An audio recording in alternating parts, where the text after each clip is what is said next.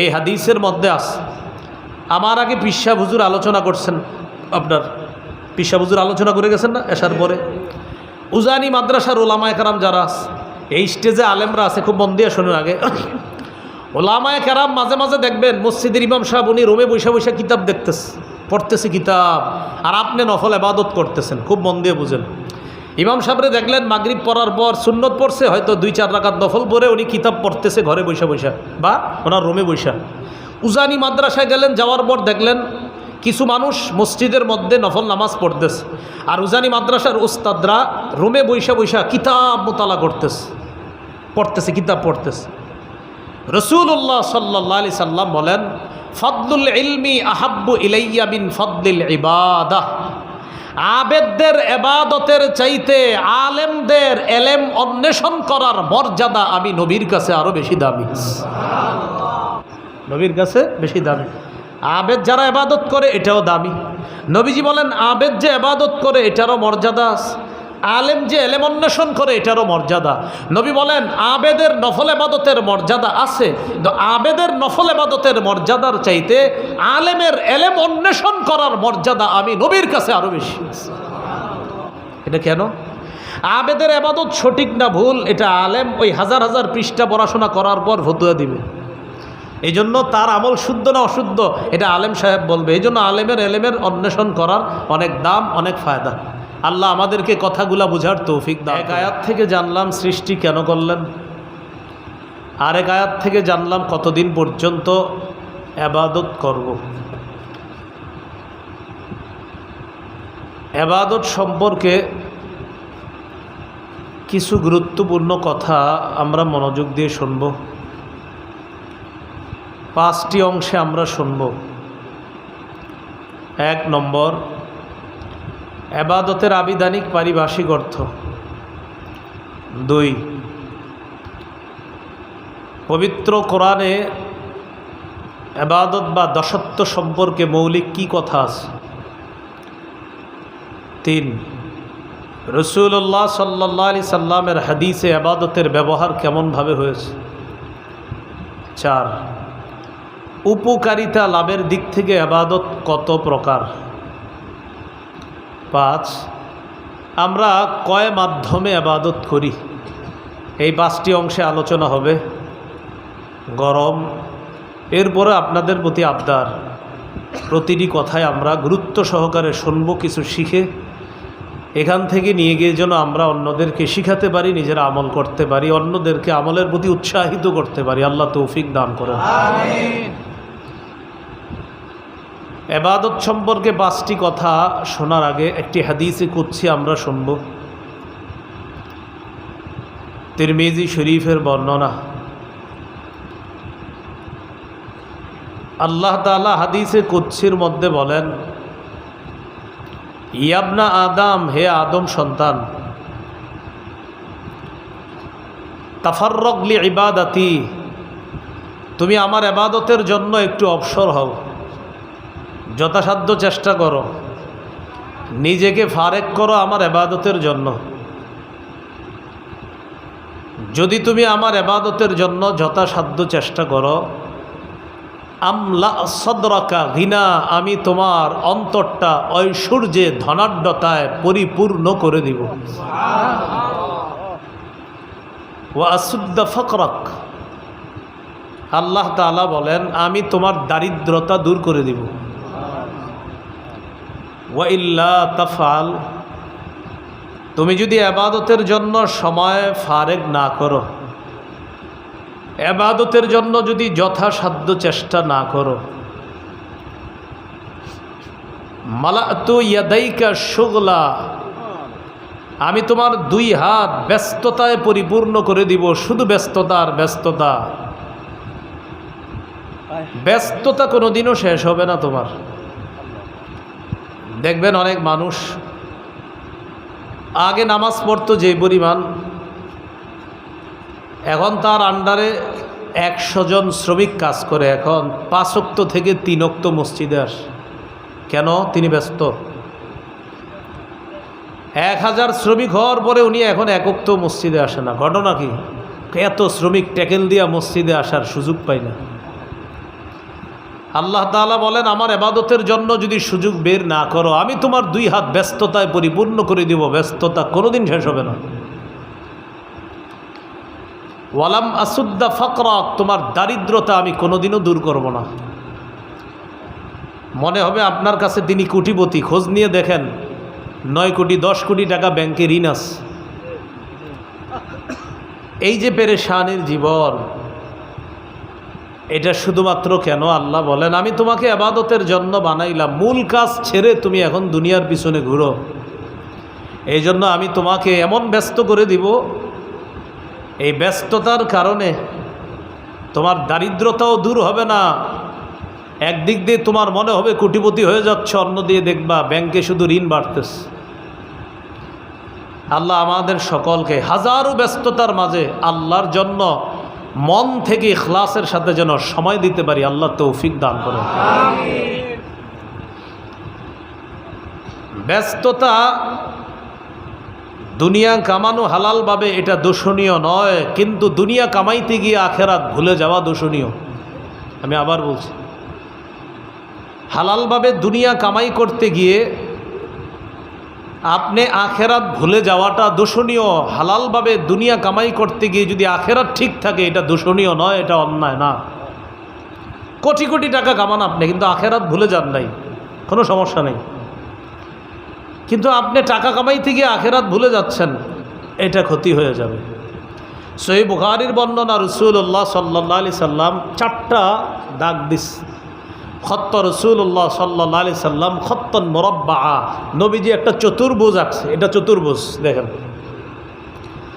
চতুর্ভুজ আঁকার পর খত্ত খত্তান ফিল ওয়াসাতি খারিজাম মিনহু, মাঝখানে একটা দাগ দিছে, এই দাগটা চতুর্ভুজের বাইরে নিয়ে গেছে। তাহলে একটা চতুর্ভুজ আঁকলেন, মাঝে একটা দাগ দিলেন, দাগটা চতুর্ভুজের বাইরে। অখত্ত খুততান সিগারান, মাঝখানে আবার কিছু দাগ আঁকছে, ওই মাঝখানের দাগটার সাথে ছোট্ট ছোট্ট অনেকগুলা দাগ এটার দিকে আঁকছে। রাসূলুল্লাহ সাল্লাল্লাহু আলাইহি সাল্লাম বললেন, হাদাল ইনসান, এটা হলো মানুষ। ওয়াহাদা আজালহু কদ মুহিতুন বিহি আও কদ আহাত বিহি, চতুর্ভুজ চারদিকের দাগটা, এটা হলো তার আয়ু। যেই আয়ু তাকে ঢেকে রাখছে চারদিক থেকে, সে এতদিন বাঁচবে। এখন আপনারা একটু তাকায় দেখেন তো, এই আয়ুর মাঝখানে একটা দাগ আছে, এটাকে আয়ুর ভিতরে না বাহিরে? রাসূলুল্লাহ সাল্লাল্লাহু আলাইহি সাল্লাম বলেন, এই যে মাঝখানের দাগটা চতুর্ভুজের বাহিরে চলে গিয়েছে, এটা হলো মানুষের আশা। মানুষ চলে যায়, তার আশাগুলো থেকে যায়। দেখেন বয়সের ভিতরে মানুষ আছে, আশা তার বয়সের বাহিরে। নবী বলেন, মানুষ চলে যায়, আশাগুলো থেকে যায়, এই অবস্থায় তার দুনিয়া থেকে বিদায় হয়ে যায়। এইভাবে রাসূল সাল্লাল্লাহু আলাইহি সাল্লাম চতুর্ভুজ আঁকলেন, বুঝিয়ে দিলেন মানুষ চলে যাবে, আশা থেকে যাবে। সহিহ বুখারীর একটা অধ্যায় আছে কিতাবুর রিকাক, এই অধ্যায়ে ইমাম বুখারী রহমতুল্লাহ আলাইহি একটা হাদিস আনছেন। রাসূলুল্লাহ সাল্লাল্লাহু আলাইহি সাল্লাম বাহরাইনের সাথে একটা চুক্তি করলেন। বাহরাইন, বর্তমান বাহরাইনে আমাদের দেশের অনেক মানুষ থাকে। বাহরাইনের গভর্নর বানায়া দিলেন নবীর সাহাবী আলা ইবনুল হাজরামি রাদিয়াল্লাহু তাআলা। নামটি যদি পারেন মনে রাখবেন, পুরাটা মনে না থাকলে শুধু একটু আলা। কি নাম? আলা। নিয়ম হলো, বাহরাইনে মুসলমানদের অধীনে যারা থাকবে তারা ট্যাক্স দিতে হবে, কর দিতে হবে। যেটা বর্তমানে আমাদের দেশেও কিন্তু ট্যাক্স দেওয়া লাগে, কর দেওয়া লাগে। যারা গাড়ি ইত্যাদি আছে যাদের, এগুলো তারা ভালো বোঝে, দোকানপাট ইত্যাদি ট্যাক্স কর দেওয়া লাগে। আলা ইবনে হাজরামি নবীর পক্ষের প্রতিনিধি হয়ে বাহরাইনের বিভিন্ন কাজ আঞ্জাম দিতেছে। ওই এলাকার জনগণ থেকে বাৎসরিক ট্যাক্স বা কর উঠাবে, উঠায়া ওটা আবার আল্লাহ রসুলের প্রতিনিধি আইসা ওই আলার কাছ থেকে সেটা নিয়ে আবার মদিনায় চলে যাবে। এটা হলো নিয়ম। রাসূলুল্লাহ সাল্লাল্লাহু আলাইহি সাল্লাম তার সাহাবী আবু উবায়দা ইবনুল জাররাহ রাদিয়াল্লাহু তাআলা আনহুকে পাঠাইলেন বাহরাইনে।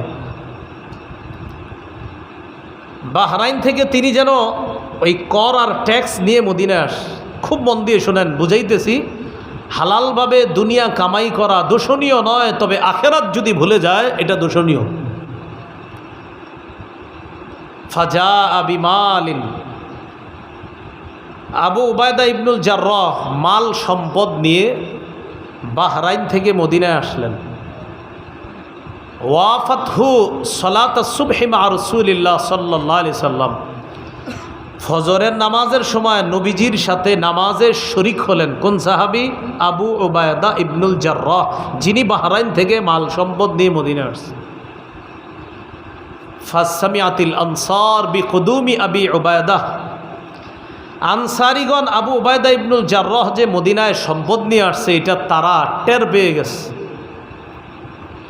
তারাও ফজরের নামাজে নবীর সাথে অংশগ্রহণ করলেন। নবী সালাম ফিরাইলেন।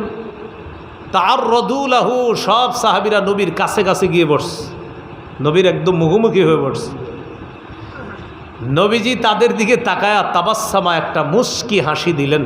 সুবহানাল্লাহ। মুস্কি হাসি দিয়ে সাহাবীদেরকে বললেন, আজুন্নু আন্নাকুম সামিআতুম বিকুদুমি আবি উবায়দা ইবনুল জাররাহ ওয়া আন্নাহু জাআ বিমালিন, আমার ধারণা তোমরা আবু উবায়দা যে বাহরাইন থেকে সম্পদ নিয়ে মদিনায় এসেছে এই ব্যাপারটা মনে হয় তোমরা জেনেছ, এটা আমার ধারণা, ঠিক না বলো? সাহাবীরা বললেন, আজাল ইয়া রাসূলুল্লাহ, হুজুর ঠিকই কইছেন, আমরা এটা টের পাইছি, টের পেয়ে নামাজের পরে আপনার মুখোমুখি হয়ে পড়ছি। নবীজি বললেন, আম্মিলু বাশশিরু ওয়া আম্মিলু মা ইয়াসুররুকুম, সুসংবাদ গ্রহণ করো। সুবহানাল্লাহ। তোমাদেরকে যেই জিনিস আনন্দিত করবে সেই জিনিসের অপেক্ষা করো। আম্মিলু, তোমরা আশা করো ওই জিনিসের যা তোমাদেরকে আনন্দ দিবে। কয়টা কথা বললেন দেখেন, বাশশিরু, সুসংবাদ গ্রহণ করো, আম্মিলু, আশা করো, মা ইয়াসুররুকুম, ওই জিনিসের যা তোমাদেরকে আনন্দ দিবে। এর মানে সম্পদ, এটা তোমাদেরকে আনন্দ দিবে, এটার আশা করো। হাদিস থেকে বোঝা যায় হালালভাবে সম্পদ অর্জন করা, কামাই করা দোষণীয় নয়। না হয় নবী কেন সুসংবাদ দিলেন? সুসংবাদ দিস যে সুসংবাদ গ্রহণ করো আর আশা করো যা তোমাদেরকে আনন্দিত করবে। সাথে সাথে আবার বলে ফেলস, শোনো মনোযোগ দিয়ে তোমরা, আমি দুনিয়া থেকে বিদায় নেওয়ার পর তোমরা শিরিক করবে এই আশঙ্কা আমি করি না। তবে আমি আশঙ্কা করতেছি অতীত জামানার মানুষ যারা সম্পদ পাওয়ার পর সম্পদের প্রতিযোগিতায় লিপ্ত হয়ে আখেরাত ভুলে গিয়েছে, না জানি তোমরাও সম্পদের পিছনে পড়ে সম্পদ তোমাদেরকে আখেরাত থেকে বিমুখ করে দেয়, আমি নবী এই ভয় পাই। প্রথমে বললেন সুসংবাদ গ্রহণ করো, এরপরে বললেন আমি ভয় পাই অতীত জামানার মানুষ সম্পদের পিছনে পড়ে সম্পদ যেমন তাদেরকে আখেরাত থেকে দূরে সরায়া দিছে, তোমাদেরকেও সম্পদ এমনভাবে আখেরাত থেকে দূরে সরায়া দিবে, এই ভয় আমি নবী পাই। বলেন তো নবীর আশঙ্কাটা কি সত্য কিনা? সত্যি। আপনি আজকে রাতে বিছানায় মাথা লাগায় দেখবেন বেশিরভাগ নামাজগুলো আপনার ছুটে যাচ্ছে দুনিয়ার কোনো না কোনো পেরেশানির কারণে। নামাজের সময় আপনাকে বলা হচ্ছে নামাজ পড়তে, এই তো আর 2টা কাস্টমার বিদায় করে আসতেছে। আবার আপনাকে নামাজ পড়তে বলা হচ্ছে আর 5টা মিনিট, করতে করতে চলে গেল জোহরের সময়। আসরের নামাজের সময় দাওয়াত আসছে আপনার কাছে, আপনি বলতেছেন এই আসতেছি আসতেছি, এইভাবে আপনার জোহর, আসর, মাগরিব, এশা, ফজর একের পর এক কাজা হয়ে যাচ্ছে। কেন? দুনিয়া হালালভাবেই কামাই করতেছেন। সন্তান বাড়িতে যাবেন, যাওয়ার পর আপনার স্ত্রীর মুখে হাসি ফুটবে, সন্তানরা হাসি দিবে। দুনিয়াও হালালভাবে কামাই করতেছেন। দুনিয়া হালালভাবে কামাই করা দোষণীয় নয়, কিন্তু আপনি যে আখেরাতটা ভুলে যাচ্ছেন। রসুল বলছেন আমার আশঙ্কা হয় দুনিয়া কামাই করতে গিয়ে আখেরাত তোমরা ভুলে যাবা। বলেন তো এবাদত কার করব? তা আল্লাহ বলতেছে যদি আমার এবাদতের সুযোগ না পাও, এমনভাবে তোমাদেরকে ব্যস্ত করে দিব, ওই ব্যস্ততার কারণে তোমাদের দারিদ্রতাও দূর হবে না, আর খালি মনে হবে আমার আরও লাগবে, আমার আরও লাগবে, আরও লাগতে লাগতে তোমার মৃত্যু এসে যাবে, কিন্তু আরও যে লাগবে তোমার এই আশা শেষ হবে না। এবার আমরা আমাদের মূল আলোচনায় চলে যাই। আল্লাহ আমাদেরকে সৃষ্টি করেছেন এবাদত করার জন্য। কতদিন? মৃত্যু পর্যন্ত এবাদত। এবাদত সম্পর্কে 5টি অংশে আলোচনা শুনবো। 1, এবাদতের আবিধানিক পারিভাষিক অর্থ। এবাদতের আবিধানিক অর্থ, আল উবুদিয়্যাহ নামে একটা কিতাব আছে, এই কিতাবের 33 নম্বর পৃষ্ঠা, আল উবুদিয়্যাহ কিতাবের নাম। উবুদিয়্যাহ শব্দের অর্থই হলো দাসত্ব। এই কিতাবের 33 নম্বর পৃষ্ঠা শাইখুল ইসলাম ইবনে তাইমিয়া রহিমাহুল্লাহ বলেন, আল ইবাদাহ আসলু মানাহু আদ-দুল, এবাদতের আসল অর্থ হলো বিনয়ী হওয়া, নত হওয়া। এটা কিতাব আছে নাম আল ইবাদা ফিল ইসলাম, এই কিতাবের 28 নম্বর পৃষ্ঠা আছে। এবাদত বলা হয় কুল্লু খুদুইন লাইসা ফাওকাহু খুদুউন ফাহুয়া ইবাদা, প্রত্যেক ওই বিনয় যেই বিনয়ের পর আর বিনয়ী হওয়া যায় না, এটাকেই বলে এবাদত। ভাই আপনি আল্লাহর সামনে কত বিনয় হয়েছেন? কয় এত চূড়ান্ত পর্যায়ের বিনয়ী হয়েছি যে এর চেয়ে আর হয়তো বিনয়ী হওয়া সম্ভব না, এটাকে এবাদত বলা হয়। চূড়ান্ত পর্যায়ের নত হওয়া, বিনয় হওয়া, যেই বিনয়ের চেয়ে আর বিনয় হওয়া যায় না, এটা একমাত্র আল্লাহর সামনে হতে হবে, এটাকে বলা হয় ইবাদত। আল ইবাদা ফিল ইসলাম কিতাবের 30 নম্বর পৃষ্ঠা আছে, আল ইবাদাতু হিয়া তাআহ মা গায়াতিল খুজু, চূড়ান্ত বিনয়ের সাথে আল্লাহর আনুগত্য করার নামই ইবাদত। এশার নামাজ আজকে যারা পড়েছেন, চিন্তা করে দেখতে হবে আপনি কি চূড়ান্ত বিনয়ের সাথে আল্লাহর কাছে দাঁড়িয়েছেন কিনা। আগামী দিন যারা ফজর নামাজ পড়বেন, ভবিষ্যতে যে আবাদতগুলো করবেন, চূড়ান্ত বিনয়ের সাথে যদি আল্লাহর আনুগত্য করেন, আবিধানিক অর্থে এটাকেই বলা হয় আবাদত। আবাদতের আবিধানিক 3টা অর্থ বলছি, শুধু একটা মনে রাখেন, একটু বলেন আমার সাথে, বলেন চূড়ান্ত বিনয়ের সাথে আল্লাহর আনুগত্য করা, এটা মনে রাখলে চলবে। এবাদতের পাহা চূড়ান্ত বিনয়ের সাথে আল্লাহর আনুগত্য করা, এই আবিধানিক অর্থটা মনে রাখলে হবে। পারিভাষিক অর্থে এবাদত কাকে বলে? আল উবুদিয়্যাহ কিতাবের নাম, এই কিতাবের 23 নম্বর পৃষ্ঠা। আল ইবাদাতু হিয়া ইসমুন জামিউন লিকুল্লি মা ইউহিব্বুহুল্লাহু ওয়া ইয়ারদাহু মিনাল আকওয়াল ওয়াল আ'মালিল বাতিনা ওয়াজ যাহিরা। আমার সাথে একটু বলেন, বলেন বাহ্যিকভাবে, গোপনীয়ভাবে কর্ম করা, কথা বলা। এবার আর একটু সুন্দরভাবে বলবো, বলেন প্রকাশ্যে গোপনে ভালো কর্ম কথা বলা। এর মানে প্রকাশ্যে ভালো কর্ম করা, প্রকাশ্যে ভালো কথা বলা, গোপনে ভালো কর্ম করা, গোপনে ভালো কথা বলা। বলেন যা আল্লাহ পছন্দ করেন তাহাকেই ইবাদত বলে। তাহলে প্রকাশ্যে ভালো কথা বললেন যদি আল্লাহ পছন্দ করে, প্রকাশ্যে ভালো কর্ম করলেন এটা যদি আল্লাহ পছন্দ করে, গোপনে ভালো কর্ম করলেন এটা যদি আল্লাহ পছন্দ করে, গোপনে ভালো কথা বললেন এটা যদি আল্লাহ পছন্দ করে, এটার নাম ইবাদত। আজকে থেকে চিন্তা করবেন, আমি প্রকাশ্যে যত কথা বললাম, আমি প্রকাশ্যে যত কর্ম করলাম, আমি গোপনে যত কথা বললাম, আমি গোপনে যত কর্ম করলাম, আমার রব এটা পছন্দ করে কিনা এই চিন্তা করবেন। প্রতিটা পদক্ষেপের আগে যখন চিন্তা করবেন, আমি কথা বলবো রব পছন্দ করতে হবে, আমি গোপনে কথা বলবো রব পছন্দ করতে হবে, আমি প্রকাশ্যে কাজ করব রব পছন্দ করতে হবে, আমি গোপনে কাজ করব রব পছন্দ করতে হবে, বাস এটার নাম ইবাদত। কি শিখলাম? প্রকাশ্যে ভালো কাজ, প্রকাশ্যে ভালো কথা, গোপনে ভালো কাজ, গোপনে ভালো কথা, যদি এটা আল্লাহ পছন্দ করে এটার নাম ইবাদত। তাহলে 2টা জিনিস শিখছি, আবিধানিক অর্থে চূড়ান্ত বিনয়ের সাথে আল্লাহর আনুগত্য করা ইবাদত, পারিভাষিক অর্থে শিখলাম ভালো কাজ গোপনে হোক প্রকাশ্যে হোক, ভালো কথা গোপনে হোক প্রকাশ্যে হোক, যদি আল্লাহ পছন্দ করে এটা ইবাদত। এগুলো আজকের আলোচনার 1 নাম্বার কথা, আবিধানিক। ভাই এই আঙ্কেল পানি খাওয়ানো লাগবে না, এখন থাক, এখন মাসালা হলো কিছু না খাওয়ানো, কষ্ট নিয়েন না। 5টি অংশের আলোচনা, 2য় অংশ। আপনি যাদেরকে পানি পান করাইছেন ওনারা ইবাদত সম্পর্কে আলোচনাটা বলতে পারবে না, যা বললাম এতক্ষণ, কষ্ট নেই না, ভালো কাজ, আপনি পানি পান করানো ভালো কাজ, কিন্তু এখন মাসালা হলো বয়ান শোনা। হ্যাঁ, আজকের আলোচনার 2য় আলোচনা, কোরআনে ইবাদতের ব্যাপারে কি আসছে। কোরআনে মৌলিকভাবে দাসত্ব 2 প্রকার, একটা হলো আল উবুদিয়্যাতুল আম্মা, সাধারণ দাসত্ব, আরেকটা আল উবুদিয়্যাতুল খাসা, বিশেষ দাসত্ব।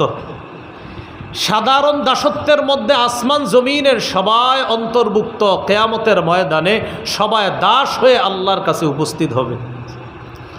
সূরা মারিয়ামের 93 নম্বর আয়াতে আল্লাহ বলেন, ইন কুল্লু মান ফিস সামাওয়াতি ওয়াল আরদি ইল্লা আতির রহমানি আবদা।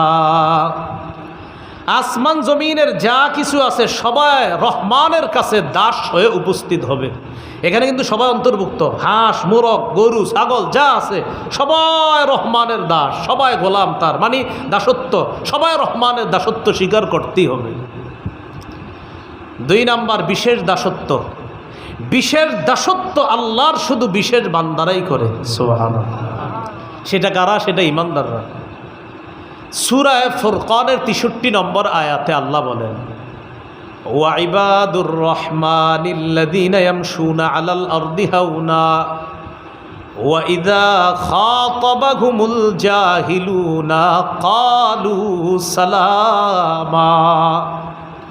রহমানের বান্দা তারা, আল্লাযীনা ইয়ামশুনা আলাল আরদি হাওনা, যারা জমিনে বিনয়ের সাথে চলে। ওয়া ইযা খাতাবাহুমুল জাহিলুনা, জাহেল লোকেরা যখন তাদের সাথে কথা বলতে চায়, ঝগড়ায় জড়িয়ে যেতে চায়, অজ্ঞ ব্যক্তিরা যখন তাদের সাথে তর্কে লিপ্ত হতে চায়, ক্বালু সালামা, তখন তারা বলে আসসালামু আলাইকুম, আপনার উপর শান্তি বর্ষিত হোক, বইলা কাইটা পড়ে। এরা রহমানের বিশেষ বান্দা। এইখানে আল্লাহর বিশেষ দাসত্বে আল্লাহর বিশেষ বান্দারা শামিল।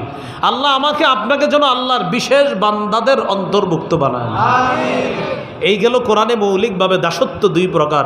একটা সাধারণ দাসত্ব, যেটার মধ্যে সবাই অন্তর্ভুক্ত, আর একটা বিশেষ দাসত্ব, সেটার মধ্যে শুধু আল্লাহর বিশেষ বান্দারা অন্তর্ভুক্ত।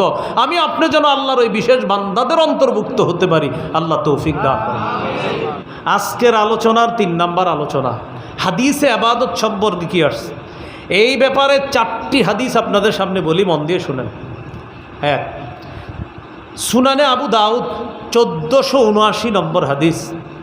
এই হাদিসের মধ্যে আসছে, ক্বালা রাসূলুল্লাহ সাল্লাল্লাহু আলাইহি ওয়াসাল্লাম, আদ-দুআউ হুয়াল ইবাদাহ।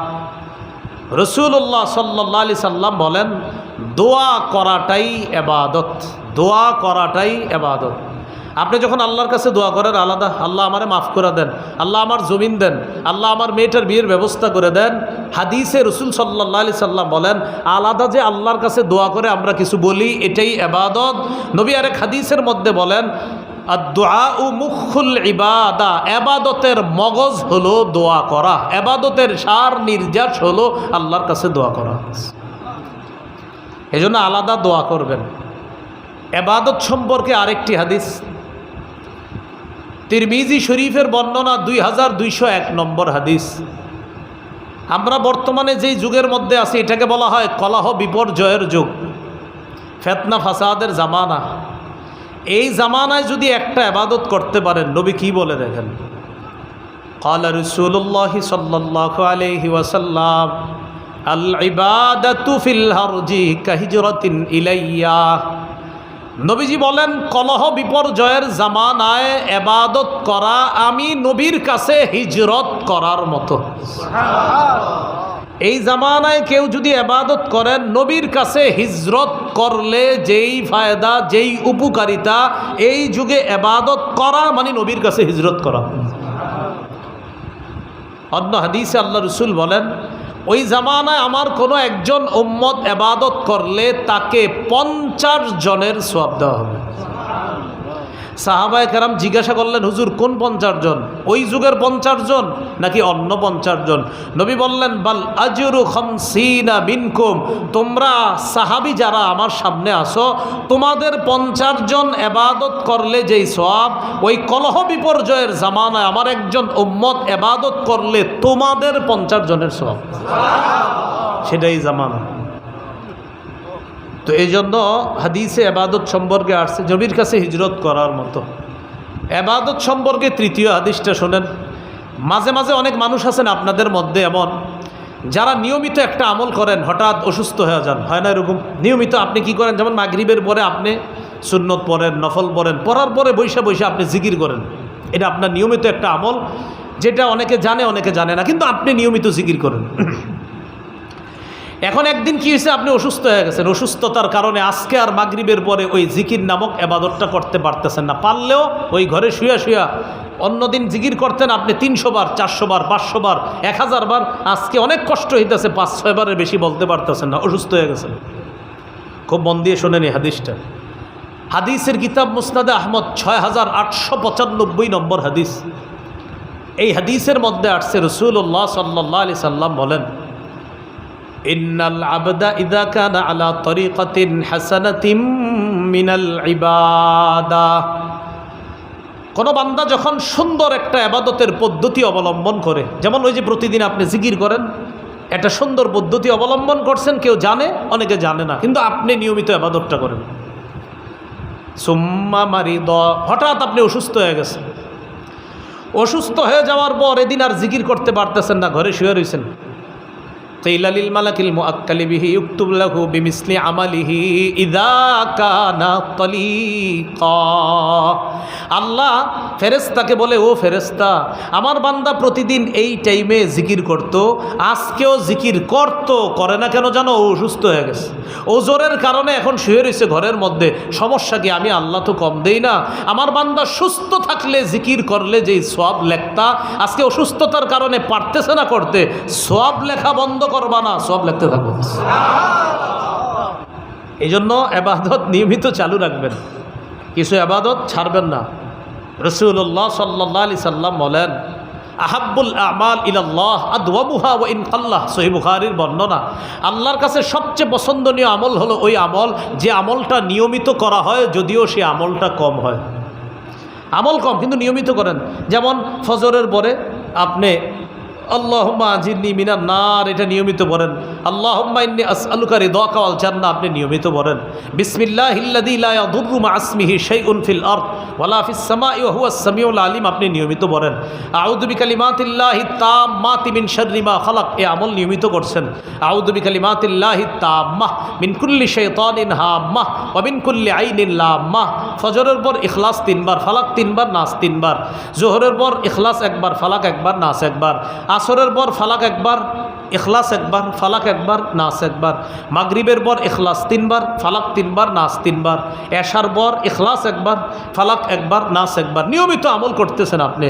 নবীজি বলেন, আমল যদিও কম করো, কিন্তু নিয়মিত যদি আমলটা করো, এটা কমও যদি হয়, আল্লাহর কাছে সবচেয়ে পছন্দের আমল এটা।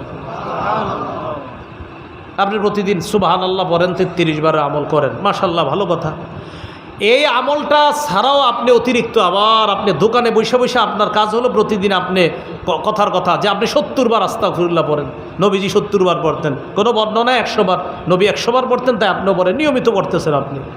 এই যে আমলটা আপনি নিয়মিত চালু রাখেন, নবী বলেন, আমি নবী বলে গেলাম, নিয়মিত আমল যেটা করো, কমও যদি হয়, আল্লাহর কাছে সবচেয়ে পছন্দের আমল হিসাবে বিবেচিত হয়। আল্লাহ আমাদের সকলকে নিয়মিত যে আমলগুলো আছে এগুলো যেন নিয়মিত করতে পারি, আল্লাহ তৌফিক দান করেন। ইবাদত সম্পর্কে চতুর্থ হাদিস, সহিহুল জামে একটা হাদিসের কিতাব, এই কিতাবের 4214 নম্বর হাদিস। এই হাদিসের মধ্যে আছে, আমার আগে পিসা হুজুর আলোচনা করছেন, আপনার পিসা হুজুর আলোচনা করে গেছেন না এশার পরে। উজানি মাদ্রাসার ওলামায়ে কেরাম যারা আছে, এই স্টেজে আলেমরা আছে, খুব মন দিয়ে শোনেন। আগে ওলামায়ে কেরাম মাঝে মাঝে দেখবেন মসজিদের ইমাম সাহেব উনি রুমে বসে বসে কিতাব দেখতেছে, পড়তেছে কিতাব, আর আপনি নফল ইবাদত করতেছেন। খুব মন দিয়ে বুঝেন। ইমাম সাহেবরে দেখলেন মাগরিব পড়ার পর সুন্নত পড়ছে, হয়তো 2-4 রাকাত নফল পড়ে উনি কিতাব পড়তেছে ঘরে বসে বসে বা ওনার রুমে বসে। উজানি মাদ্রাসায় গেলেন, যাওয়ার পর দেখলেন কিছু মানুষ মসজিদের মধ্যে নফল নামাজ পড়তেছে, আর উজানি মাদ্রাসার উস্তাদরা রুমে বসে বসে কিতাব মোতালা পড়তেছে, কিতাব পড়তেছে।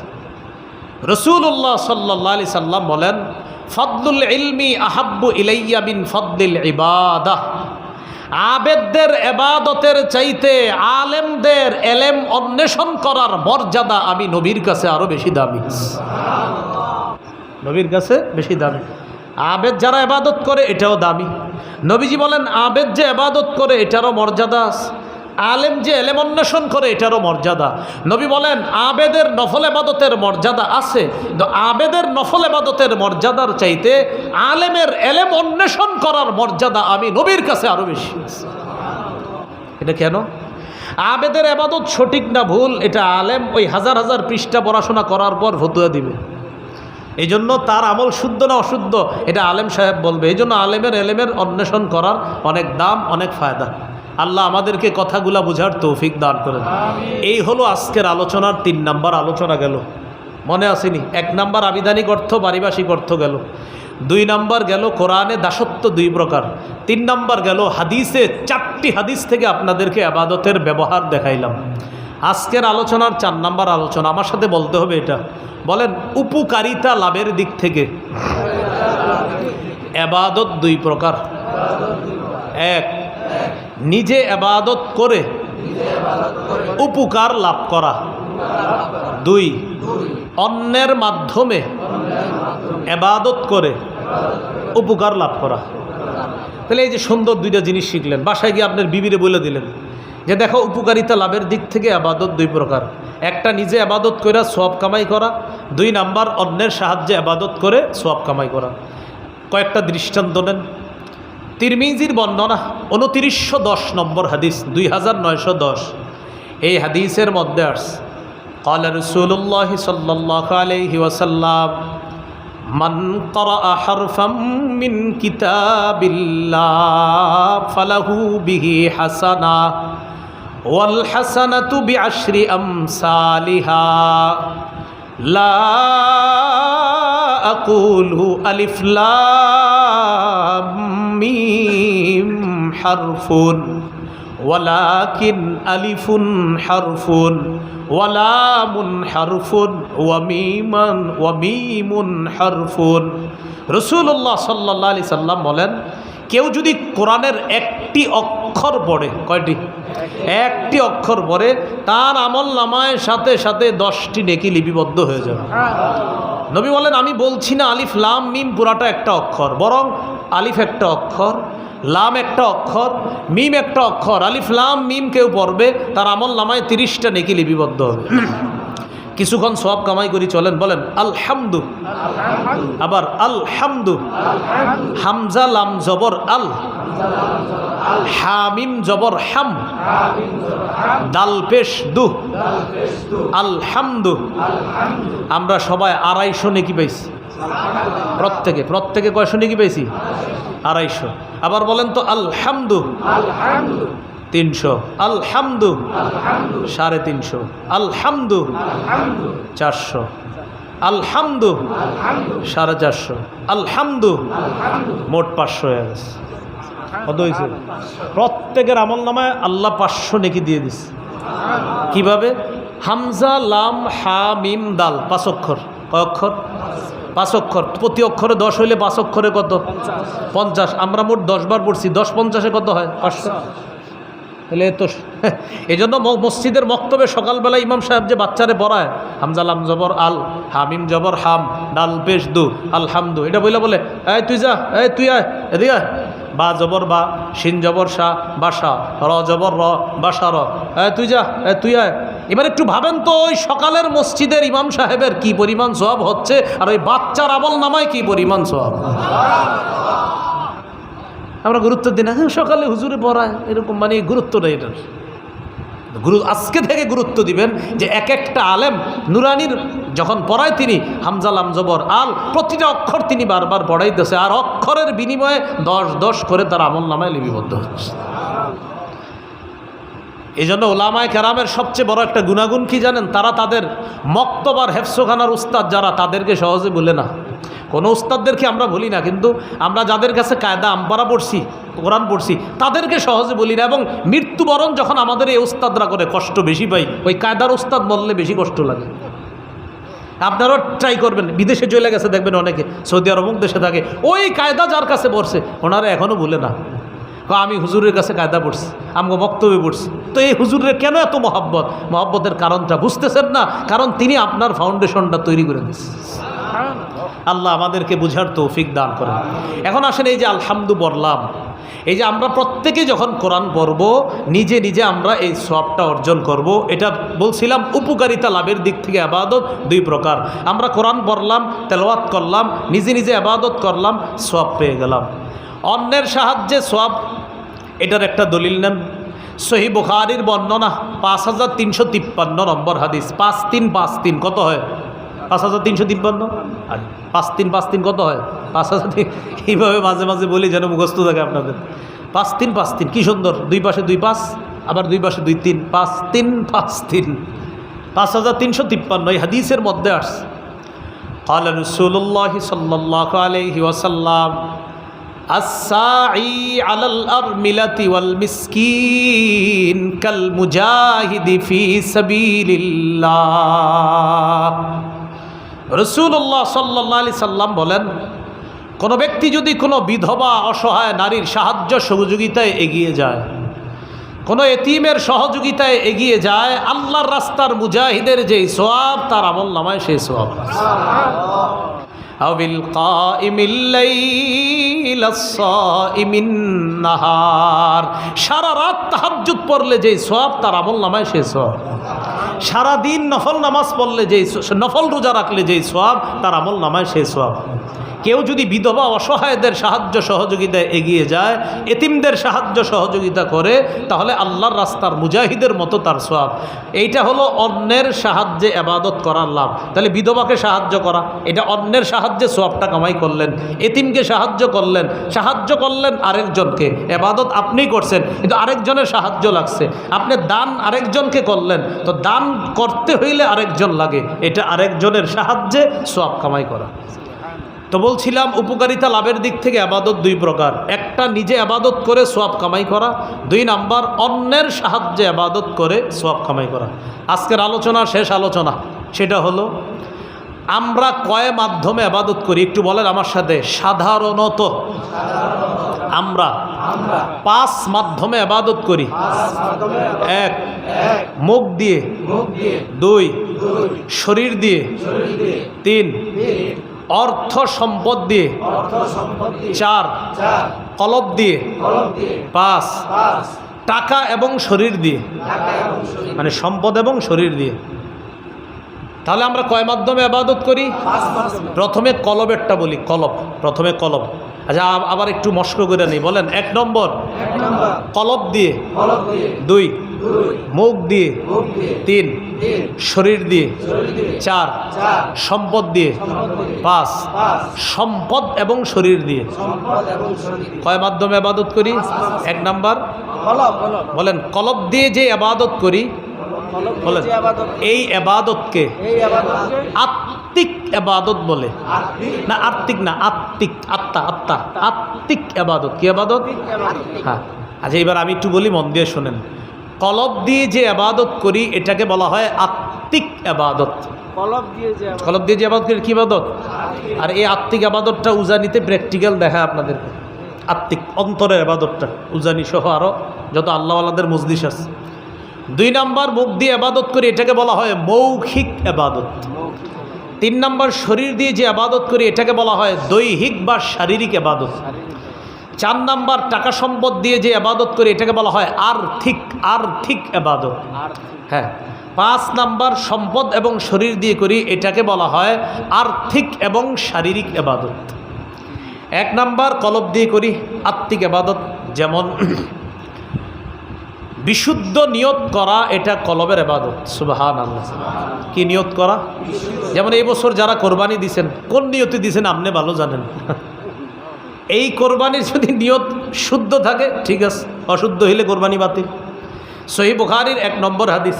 ওই আমার আগে যে আলোচনা করছে মাওলানা আবু রায়হান সিদ্দিকী, উনি খুতবায় যে হাদিসটা পড়ছে সহিহ বুখারীর প্রথম হাদিস, এই হাদিসের মধ্যে আসছে قال رسول الله صلى الله عليه وسلم إنما الأعمال بالنيات। উনি হাদিস পড়ছে না? কয়েকজন কয় জি, মানে আপনারা মন দিয়ে ওয়াজ শোনেন না। আমার একটা অভ্যাস, আমি বক্তার আলোচনা যতক্ষণ শুনি পুরা মন দিয়ে শুনি। উনি কোন কোন আয়াত পড়ছে আর কোন হাদিস পড়ছে বলতে পারি। উনি 28 নম্বর বারার 19 নম্বর পৃষ্ঠা সূরা তাহরিমের প্রথম 2-3 আয়াত পড়ছে। আর হাদিস পড়ছে সহিহ বুখারীর প্রথম হাদিসটা। আপনারা বলতে পারেন না কেন? হ্যাঁ, হাদিসে আসছে রাসূলুল্লাহ সাল্লাল্লাহু আলাইহি সাল্লাম বলেন, ইন্নামাল আমালু বিন্নিয়াত, আমলের প্রতিদান বিশুদ্ধ নিয়তের সাথে। নিয়ত শুদ্ধ, আমলের প্রতিদান পাওয়া যায়। তাহলে অন্তরের ইবাদত এটা হলো পরিশুদ্ধ নিয়ত করা, এটা অন্তরের ইবাদত। অন্তরের আরেকটা ইবাদত বলেন ইখলাস, আল্লাহর জন্য বলেন, কোনো কিছু করাকে বলে ইখলাস। কারণ আল্লাহর জন্য কিছু করছেন কিনা এটা অন্তর দিয়ে বোঝা যাবে ইখলাস আছে কিনা। খুব মন দিয়ে বুঝেন, ইখলাসের 3 উপকার। 1, ইখলাস হলো আমল আল্লাহ কবুল করেন। 2, ইখলাস হলো আমলের সওয়াব আল্লাহ দান করেন। 3, ইখলাসের কারণে আল্লাহ গুনাহ মাফ করেন। এবার এক একটার দলিল নেন। ইখলাসের 3 উপকার, আপনারা হারায় যান না। আমাদের আলোচনা চলতেছে 5 মাধ্যমে ইবাদত করি। 1, অন্তর দিয়ে। অন্তরের একটা ইবাদত ছিল পরিশুদ্ধ নিয়ত। অন্তরের আরেকটা ইবাদত হলো ইখলাস। ইখলাসের আবার 3 উপকার। 1 নাম্বার, ইখলাসের কারণে আমল আল্লাহ কবুল করেন। নাসাইর বর্ণনা 3140 নম্বর হাদিস। এই হাদিসের মধ্যে আসছে রাসূলুল্লাহ সাল্লাল্লাহু আলাইহি সাল্লামকে প্রশ্ন করলেন, আরাআইতা রাজুলান গাজা ফি সাবিলিল্লাহ ইয়ালতামিসুল আজরা ওয়াদ যিকরা ফামা লাহু ইয়া রাসূলুল্লাহ। হুজুর, ওই ব্যক্তির ব্যাপারে আপনার কাছে জানতে চাই, যেই ব্যক্তি আল্লাহর রাস্তায় জিহাদ করেছে। জিহাদের দ্বারা তার 2টা উদ্দেশ্য। 1, আল্লাহর কাছ থেকে সওয়াব কামাই করা। 2, মানুষের নাম কামাই করা। মানুষ বলবে লোকটা বড় মুজাহিদ। ফামা লাহু ইয়া রাসূলুল্লাহ। হুজুর, এই ব্যক্তি কি কোনো বেনিফিট পাবে, কোনো সওয়াব পাবে? নবীজি বললেন, লা শাইআ লাহু, সে কিছুই পাবে না। আদাহা সালাসা মাররাত, প্রশ্নটা 3 বার করলেন। فقال رسول الله صلى الله عليه وسلم لا شيء له لا شيء له لا شيء له, সে কিছুই পাবে না, সে কিছুই পাবে না, সে কিছুই পাবে না। কোনো আলোচক আলোচনা করে, আলোচক বলল, আপনি আলোচনা কেন করেন? তো আমি বললাম, আল্লাহর কাছ থেকে প্রতিদান পাওয়ার আশায় আর উজানির মানুষ যেন বলে হের সে বড় বক্তা আর দুনিয়াতে নাই, শেষ। হ্যাঁ, একটা হলো সওয়াব কামাই, মানে বলতেছে আমি খুব বুঝাই, আমি বুজুর্গ, যে হ্যাঁ আমি সওয়াব কামাইয়ের জন্য বয়ান করি। আর হলো মানুষ একটু চিনবো, জানবো, টানবো, আমারে যশ খ্যাতি। এবং প্রায় ম্যাক্সিমামের এই কথা থাকে, সন্তানরে কি মানাবেন? কয় বক্তা বানাবো। কি বানাবে? কেন? যশ খ্যাতি হবে, সবাই চিনবে। হ্যাঁ, যশ খ্যাতি হবে, সবাই চিনবে। হাদিস শোনেন, নাসাই 3140 নম্বর হাদিস। রাসূলুল্লাহ সাল্লাল্লাহু আলাইহি সাল্লাম বলেন, লা শাইআ লাহু লা শাইআ লাহু লা শাইআ লাহু, সে কিছুই পাবে না, সে কিছুই পাবে না, সে কিছুই পাবে না।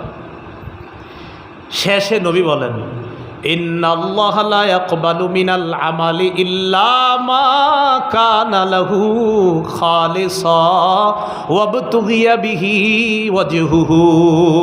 আল্লাহ ততক্ষণ বান্দার আমল কবুল করেন না যতক্ষণে আমল আল্লাহর জন্য ইখলাসের সাথে না হবে আর আল্লাহকে সন্তুষ্টি করার জন্য না হবে, ততক্ষণ আল্লাহ বান্দার আমল কবুল করবেন না।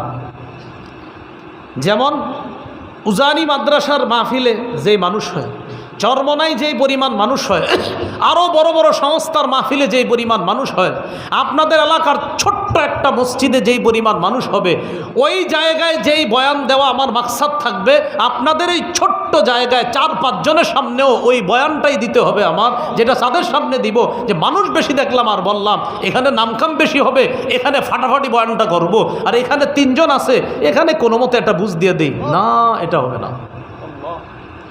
সে 3 জনকেও সেই কথা বলতে হবে, 3 লক্ষকে যেই কথা বলবেন।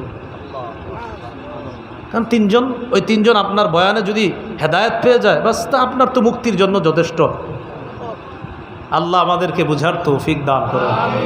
ইখলাসের 1 নাম্বার উপকার, সেটা কি আল্লাহ আমল কবুল করবেন না যদি ইখলাস না থাকে। ইখলাস থাকলে আল্লাহ আমল কবুল করবেন। 2 নাম্বার উপকার, সওয়াব দিবে।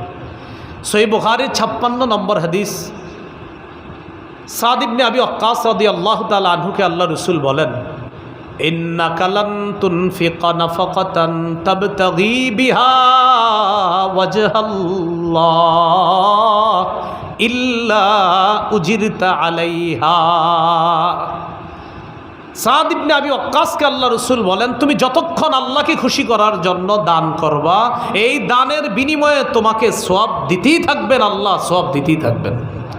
এমন কি হাত্তা মা তাজআলু ফি ফামি ইমরাআতিক, এই অনুবাদটা সবাই করি, বলেন এমন কি তুমি তোমার বিবির মুখে ইখলাসের সাথে যে খাবার উঠিয়ে দিবা এটার কারণেও তোমাকে সওয়াব দেওয়া হবে।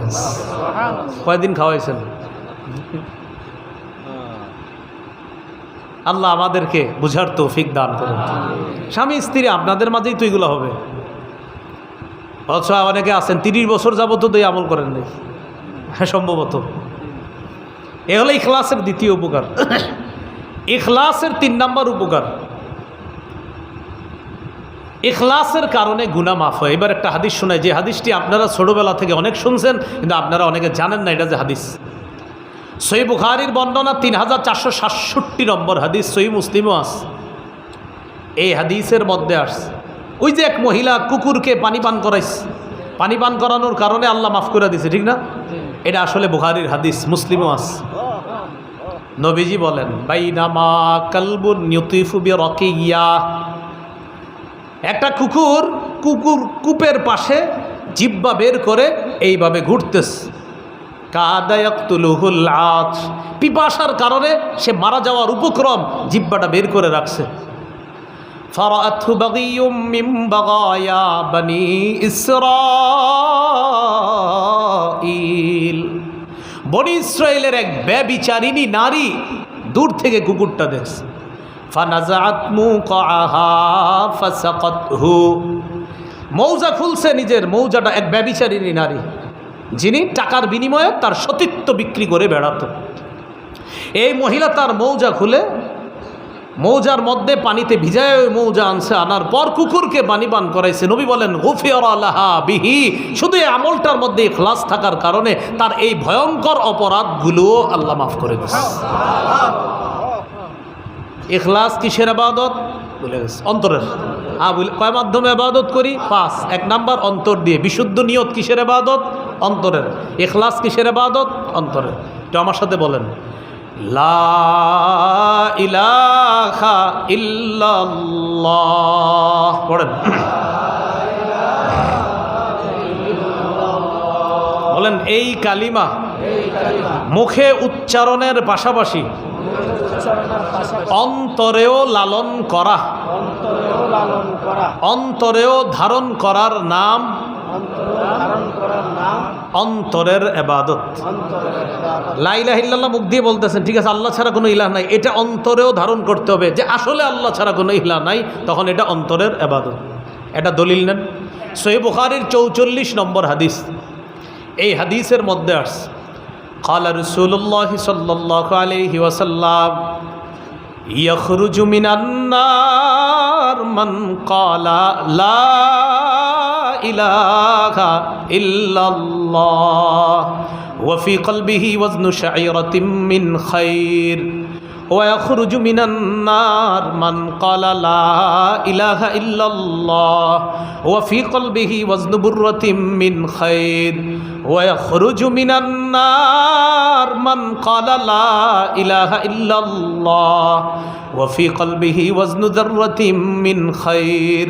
রাসূলুল্লাহ সাল্লাল্লাহু আলাইহি সাল্লাম বলেন, জব পরিমাণ, গম পরিমাণ, অনু পরিমাণ, সরিষার দানা পরিমাণ ঈমান যদি কারো অন্তরে থাকে, এই ব্যক্তি যদি জাহান্নামে বিভিন্ন মেয়াদে শাস্তি ভোগও করে, বিভিন্ন অপরাধের কারণে যদি সে জাহান্নামে থাকেও, সরিষা পরিমাণ বিশুদ্ধ পিওর ঈমান অন্তরে থাকার কারণে একদিন জাহান্নাম থেকে বের হয়ে সর্বনিম্ন জান্নাতীয় যদি হয়, দুনিয়ার 10 দুনিয়ার সমপরিমাণ একটা, আর আরেকটা সাথে মিলাইতে হবে 11টা দুনিয়ার সমপরিমাণ জান্নাতের মালিক হয়ে যাবে। বিশুদ্ধ পিওর খাঁটি ঈমান, সরিষার দানা পরিমাণও যদি হয়, তাহলে লা ইলাহা ইল্লাল্লাহ মুখ দিয়ে বল, লা ইলাহা ইল্লাল্লাহ। সুদ খাইতেছেন কি হলো? আল্লাহ ছাড়া কোনো ইলাহ নাই, মানে আল্লাহ ছাড়া কোনো ইলাহ নাই। আল্লাহ আপনি আমার রব, এই রবকে আপনি রব মানছেন, এর মানে কি 6টা জীবনে রবকে রব মানছেন। বলেন কয় জীবনে? বলেন ব্যক্তি জীবন, পারিবারিক জীবন, সামাজিক জীবন, রাষ্ট্রীয় জীবন, আর্থিক জীবন, আন্তর্জাতিক জীবন। 1 নম্বর ব্যক্তি জীবনে রবকে, আল্লাহ। তা আপনি নামাজ পড়ছেন, এর মানে ব্যক্তি জীবনে রব মানছেন।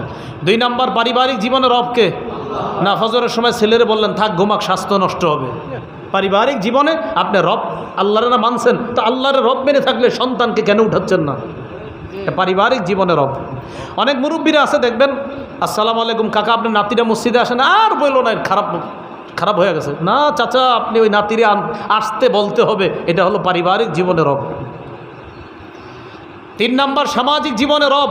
কয়জন মানুষকে বলছেন নামাজে আসতে? টিভি দোকানের সামনে দাঁড়ায় যে খেলা দেখতেছে, একদিন বলছেন চলো মসজিদে?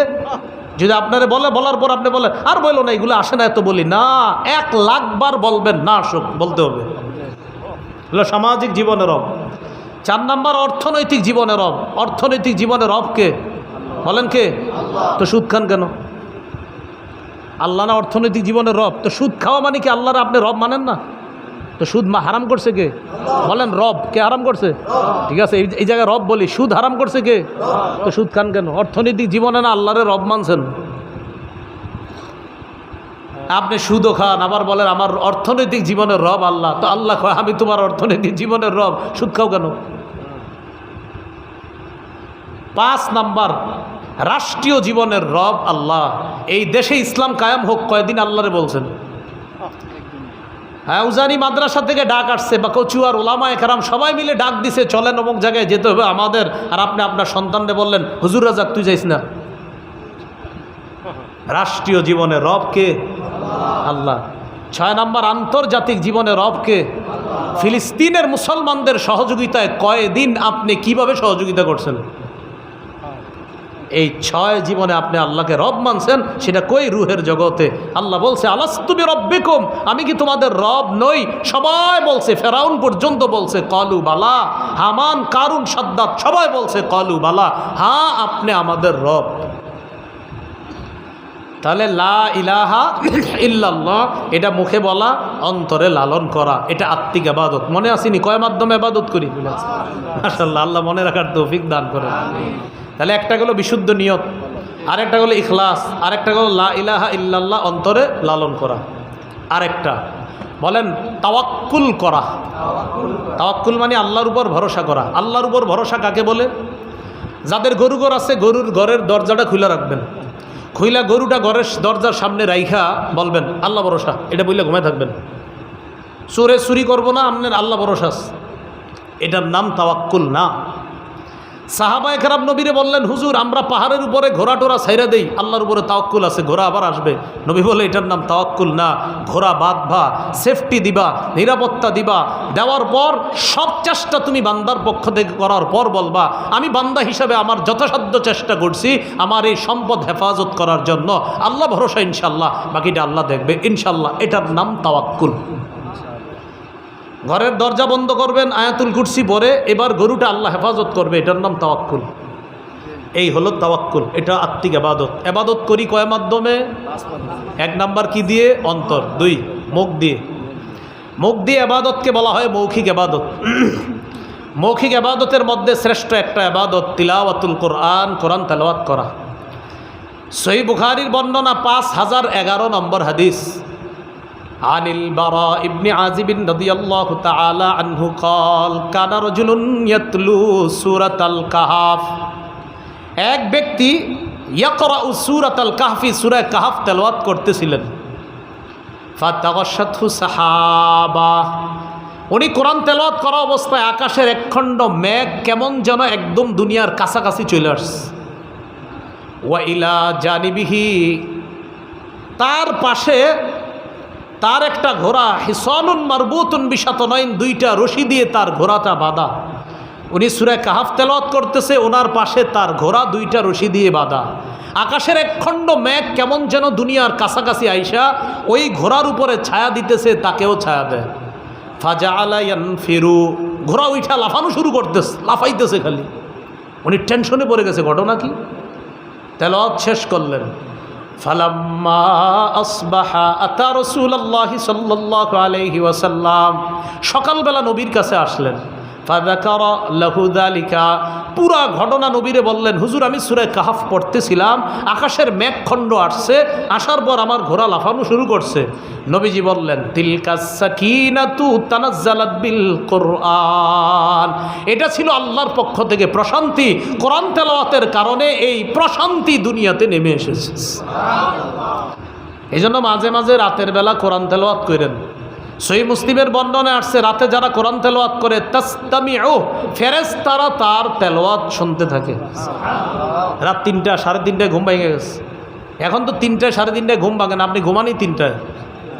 ওই যে ফেসবুকে গুরুত্বপূর্ণ দেশের খবরগুলো রাইখা 3টায় ঘুমান, গুরুত্বপূর্ণ। কারণ আপনি যদি দেশের খবর না রাখেন যে কোনো সময় দেশ ধ্বংস হয়ে যেতে পারে।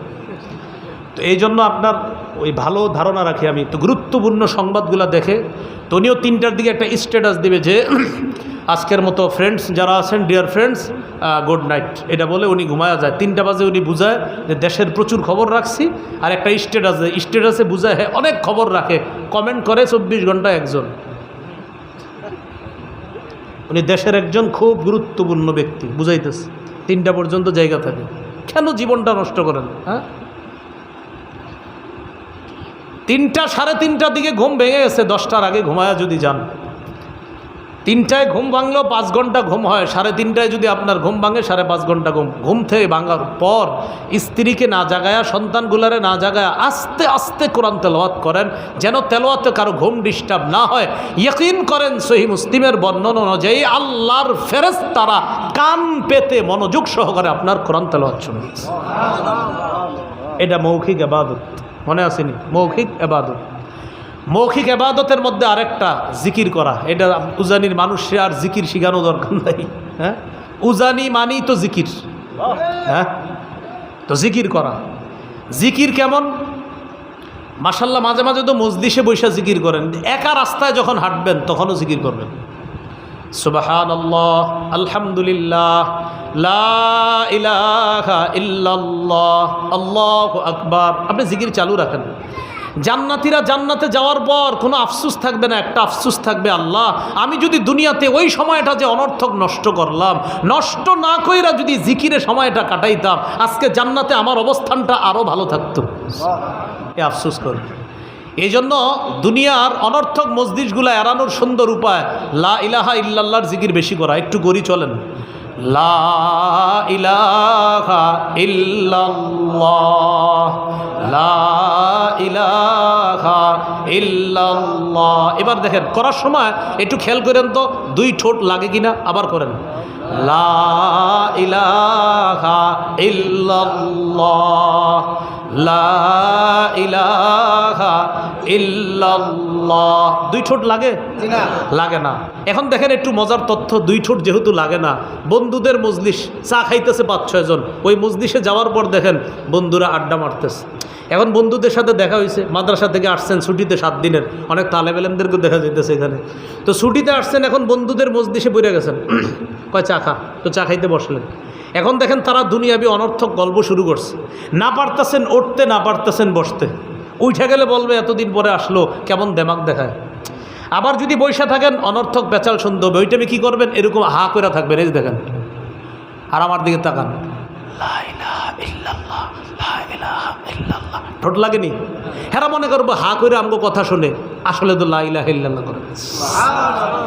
তিরমিজির বর্ণনা, রাসূলুল্লাহ সাল্লাল্লাহু আলাইহি সাল্লাম বলেন, ইল্লা ফুতিহাত লাহু আবওয়াবুস সামা হাত্তা তুফজিয়া ইলাল আরশ। বন্ধুদের দিকে তাকায় রয়েছেন হা করে, হেরা ভাববে মন দিয়ে কথা শুনে, আর আপনি ঠোঁট না লাগায় যে লা ইলাহা ইল্লাল্লাহর জিকির করতেছেন, আসমানের সবগুলা দরজা খুলে দেওয়া হয়েছে যেন আপনার লা ইলাহা ইল্লাল্লাহ আল্লাহর আরশ পর্যন্ত পৌঁছে যায়। তাহলে এই টেকনিকটা মনে রাখবেন। ওই টাইমে সুবহানাল্লাহ কইলেও ঠোঁট লাগে যাব, আলহামদুলিল্লাহ কইলেও ঠোঁট লেগে যাব, লা ইলাহা কইলে ঠোঁট লাগবো না। এই জন্য দেখবেন লা ইলাহা ইল্লাল্লাহ, হেরা ভাববে হে মন দিয়ে কথা শুনতেছে, যাক মাশাল্লাহ ভালো, কিন্তু আপনি তো লা ইলাহা ইল্লাল্লাহ করতেছেন। এটা হলো কি? না পারতেছেন উঠতে, না পারতেছেন বসতে, এই জন্য লা ইলাহা ইল্লাল্লাহ। এই হলো আপনার অনর্থক মজলিস এড়ানোর উপায়। আল্লাহ কথাগুলা মনে রাখার তৌফিক দান করে। এবাদত কয় মাধ্যমে করি ভুলে গেছে? 2 নম্বর মাধ্যম মৌখিক এবাদত। কি এবাদত বলেন তো? না, এখনো শেষে নেই, 2 নম্বরটা শেষে নেই। মৌখিক এবাদতের মধ্যে আরেকটা এবাদত বলেন, সত্য কথা বলা। মৌখিক এবাদত বলেন যতক্ষণ পারি, সবাই বলেন যতক্ষণ পারি সত্য কথা বলবো, সত্য কথা বলবো, না পারলে না পারলে চুপ থাকবো, চুপ থাকবো, ভুলেও ভুলো মিথ্যা কথা বলবো না। মিথ্যা কথা বলবো না। ভুলেও কি বলবো না? বাচ্চাদেরকে মাঝে মাঝে আমরা মিথ্যা কথা বলি, এগুলো বলবো না। মোরগ মুরগিরে হাঁস ইত্যাদি এগুলোরও মিথ্যা কথা বলি। কবুতর রে মিথ্যা কথা বলি মাঝে মাঝে। ডাক দেন, ডাক দিয়ে আদার দেন না। মোরগ ধরার জন্য ডাক দিয়ে আদার দেন না। সন্তানরা বলেন আব্বু এদিকে আসো মজা দিব, আসার পর মজা দেন না, মিথ্যা কথা। সন্তানকে যখন বলেন মজা দিব দেন না, মিথ্যা। আবু দাউদের বর্ণনা, রাসূল সাল্লাল্লাহু আলাইহি ওয়াসাল্লাম এক বাসায় গেছে, আব্দুল্লাহ ইবনে আমির রাদিয়াল্লাহু তাআলা আনহুর বাড়িতে। তার মা তাকে ডাকছে, ও বাবা এদিকে আসো, তাআল অতিক, আব্বু এদিকে আসো তোমারে কিছু দিব। নবীজি পর্দার আড়াল থেকে বললেন, এই তুমি কি দিবা? ওই অতিহি তামারও, তাকে খেজুর দিব। নবী বললেন, লাউলাম তো অতিহি, তুমি যদি তাকে খেজুর না দিতা, কুতিবাত ইনদাল্লাহি মিন কাযিবা, আল্লাহর দরবারে তোমার ব্যাপারে একটা মিথ্যা কথা লেখা হয়ে যেত, তুমি যদি তারে ডাকার পর না দিতা কিছু। তাহলে আমরা অনেক সময় বাচ্চাদেরকে ডাকে আব্বু দিকে আসো মজা দিব, কিন্তু যদি মজা না দেন মিথ্যা কথা, কিছু দিয়েন। যদি বলেন সত্যি কিছু দিমও দিয়েন, কিন্তু যদি আপনার মজা না থাকে মিথ্যা কথা বলবেন না। হ্যাঁ ভাই, এটা গুরুত্ব দিয়ে নেই, মিথ্যা কথা বললেন না শুধু শুধু। একটু আগে উজানি বিশ্বাস হুজুর ঘরে বসছে, হুজুরের পাশে দেখলাম কয়েকজন বসা। তো আমি সময় থাকলে আমিও বসতাম। তো অনেক সময় পীর সাহেবের সামনে দেখবেন খাবার খাইতে ইতস্ত লাগে যে হুজুরের সামনে কেমনে খাই। তো পীর সাহেব হুজুর বলে কি, এই তোমরাও খাও। তো আমরা অনেক সময় বলি হুজুর খিদা নাই, কিন্তু আসলে খিদা আছে। খিদা থাইকা যদি বলেন খিদা নাই, মিথ্যা কথা। নবীর সামনে এই ঘটনা ঘটে গেছে, নবীর সামনে খাবার দিছে মেহমানদেরকে। তো এক সাহাবিয়া বললেন, মহিলা সাহাবিয়া, হুজুর খিদা নাই। নবীজি বললেন, আসলে খিদা নাই? খিদা রাইখা যদি বলো খিদা নাই, মিথ্যা কথা। আমি যেটা করি সেটা আপনাদেরকে বলি। আমাকে যারা বলে খাবার খাওয়ার জন্য মাহফিলে গেলে, সাধারণত বলে অনেকে, আমি এইভাবে বলি, ভাই আমি খাবো না। যদি বলে কেন খাবেন না, খিদা নাই। যদি খিদা না থাকে বলি খিদা নাই, থাকলে বলি খিদা আছে কিন্তু খাবো না। সত্যি কথা। কেন খাবেন না? খামু না আমি, কিন্তু খিদা আছে, খামু না, বাস। আরটা হলে খিদা নাই, খামু না, কিন্তু খিদা থাকলে আমি বলি ভাই খিদা আছে, আমি খামু না। কারণ ওই হাদিস আমার এই শিক্ষা দিছে যে তুমি খিদা রাইখা কেউ যদি তোমার জিগায় খিদা নাই, এটা না বলা যে খিদা নাই, খিদা তো আছে, আপনি মিথ্যা কথা বলবেন কেন? তো ভাই এই ভুলগুলো আমাদের হয় কি না? হ্যাঁ হয়ে যায় ভুল। হুজুর না না আমার খিদা নেই, খাবো না, কিন্তু আপনার খিদা আছে। জি না, আপনি এই কাহিনী করেন না। তাহলে কি শিখলাম? বললে সত্য কথা বলবো, না পারলে চুপ থাকবো, মিথ্যা কথা বলবো না। আল্লাহ আমাদের সকলকে মৌখিক এই সত্যের এবাদতটা করার তৌফিক দান করে। 3 নাম্বার শারীরিক এবাদত, নামাজ পড়া সবচেয়ে উত্তম। নামাজ পড়া শারীরিক এবাদত। কারো বাড়ির সামনে পুকুর আছে, এই পুকুরে যদি কেউ দৈনিক 5 বার গোসল করে, তার শরীরে কোনো ময়লা থাকবে? কেউ যদি দৈনিক 5 ওয়াক্ত নামাজ পড়ে, ইয়ামহুল্লাহু বিহিন্নাল খাতায়া, আল্লাহ এইভাবে তার জীবনের সব গুনাহ খাতাগুলো মাফ করে দিবেন। 4 নাম্বার সম্পদ দিয়ে এবাদত, আর্থিক এবাদত, হলো জাকাত দেওয়া। কি দেওয়া? জাকাত দেওয়া। অতীতে যারা জাকাত দেন নাই দিয়ে দিন। এক ব্যক্তির উপর জাকাত আসছে 1 লক্ষ টাকা, উনি 30,000 টাকার জাকাত দিছে, রইল কত? 30,000 টাকার জাকাত দেয়, আবার ছবি উঠায়। ছবি উঠায় পরের দিন ফেসবুকে দিয়ে বলে, আলহামদুলিল্লাহ গতকালকে আমি গরিব অসহায়দের মাঝে জাকাতের লুঙ্গি শাড়ি বিলিয়ে এখন আমার নিজেকে একটু হালকা অনুভব হচ্ছে। এটা ফেসবুকে দেয় আর কি। জাকাতের শাড়ি লুঙ্গিটা কিনছে কোত্থেকে জানেন? যেই বাজারের দোকানের মধ্যে লেখা এখানে জাকাতের লুঙ্গিও শাড়ি পাওয়া যায় 260 টাকা। কথার কথা, আগে ছিল 260, এখন একটু বাড়তে পারে, 350-300 হইতে পারে। আগে কমন 260, মানে আগে অনেক দিন আগে, এখন একটু বাড়তে পারে।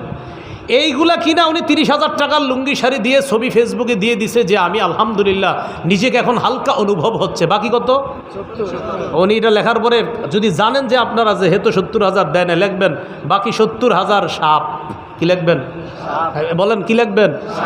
সামনাসামনি দেখা হইলে বলবেন জাকাত তো তোমার উপরে 1 লক্ষ আছে 230, বাকি 70 সাপ। বলেন বাকি 70, আবার বলেন বাকি 70, সাপ সাপ। সহিহ বুখারীর বর্ণনা, রাসূলুল্লাহ সাল্লাল্লাহু আলাইহি সাল্লাম বলেন, মান আতাহুল্লাহু মালা ফালাম ইউদ্দি যাকাতা মুসিলা লাহু ইয়াউমাল কিয়ামাতি শুজাআন আকরা।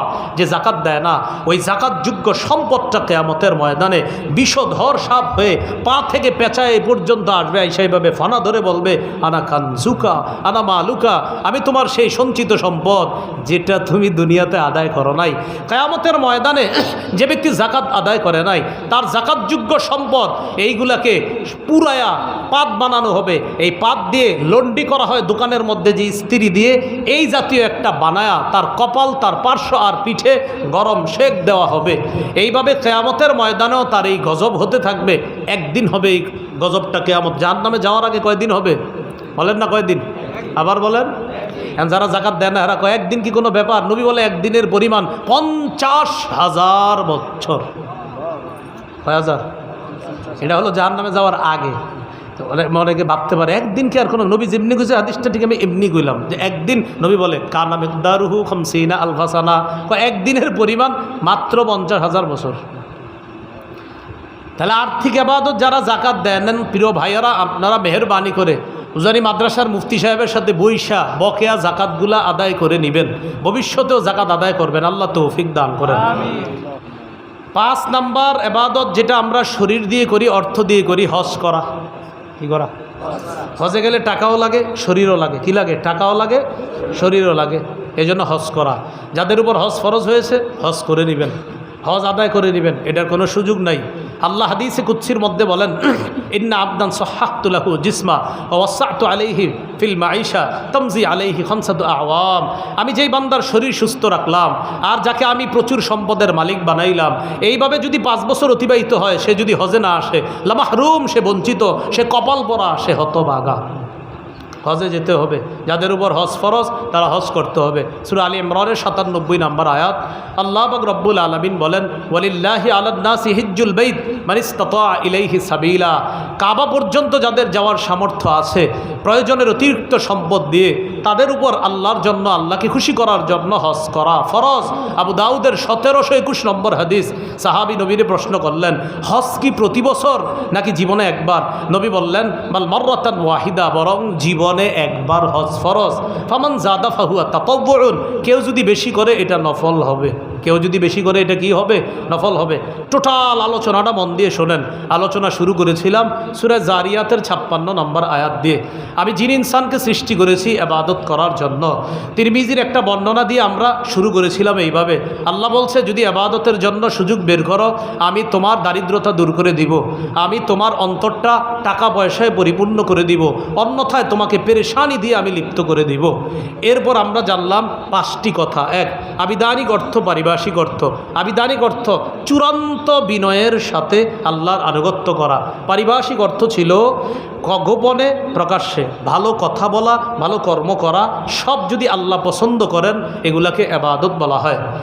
2 নম্বর আলোচনা ছিল কোরআনের দাসত্ব 2 প্রকার, একটা সাধারণ দাসত্ব আর একটা মৌলিক দাসত্ব। সূরা মারিয়ামের 93 নম্বর আয়াতে সাধারণ দাসত্বের কথা আছে, সূরা ফুরকানের 63 নম্বর আয়াতে বিশেষ দাসত্বের কথা। আমাদের 3য় আলোচনা ছিল হাদিসে ইবাদত সম্পর্কে কিয়াস। এই ব্যাপারে 4টি হাদিস শুনেছি।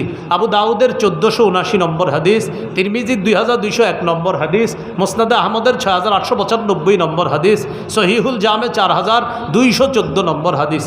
আমাদের 4র্থ আলোচনা ছিল উপকারিতা লাভের দিক থেকে ইবাদত 2 প্রকার।